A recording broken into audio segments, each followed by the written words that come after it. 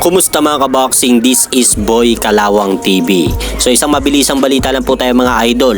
Kahapon nga lang po mga idol sa naganap na labang Luis Alberto Lopez versus Angelo Leo na naganap mismo sa hometown ni former IBF World Featherweight Champion Luis Alberto Lopez sa Tingley Coliseum, Albuquerque, New Mexico. Na-upset nga po ni Angelo Leo itong kampiyon na si Luis Alberto Lopez kahapon sa kanilang naganap na laban matapos nga pong tamaan ng isang solidong left hook. Ang kampiyon na si Luis Alberto Lopez ay kasampung bahagi ng laban at hindi na nga po nito nagawang makatayo pa sa laban. Kaya dahil po dyan mga idol, itinanghal na panalo kahapon ay itong challenger na si Angelo Leo via 10th round knockout. At si Angelo Leo na nga po ang bagong IBF World Featherweight Champion.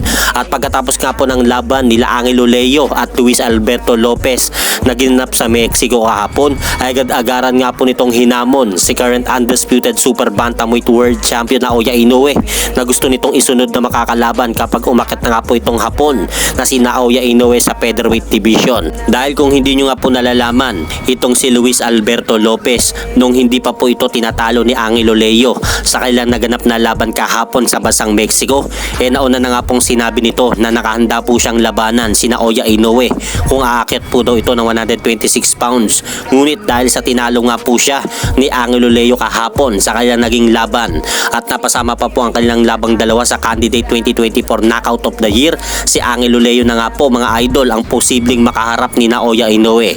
At sa mga hindi nga po nakakilala kay Angelo Leo, si Angelo Leo lang naman po ang tumalo sa ating kababayang Pinoy na boksingero na si Magic Mike Plania via TKO sa round number 3 matapos nga pong tamaan si Magic Mike Plania ng isang solidong body shot sa tagiliran nung nakaraang buwan ng January sa kanilang naging 10-rounder schedule fight. Kaya sayang nga po itong si Magic Mike Plania mga idol. Kung nanalo nga lang po ito kay Angelo Leo ay baka posibleng maging kalabang pa po ito ni Naoya Inoue kung tinalo nga po nito si Luis Alberto Lopez sa laban nila kahapon. At hanggang dito na lang po muna ang aking update sa mga aganapan sa mundo ng boxing. At syempre mga idol, pakisuportahan nyo naman po muna ang ating munting channel. Maraming salamat po.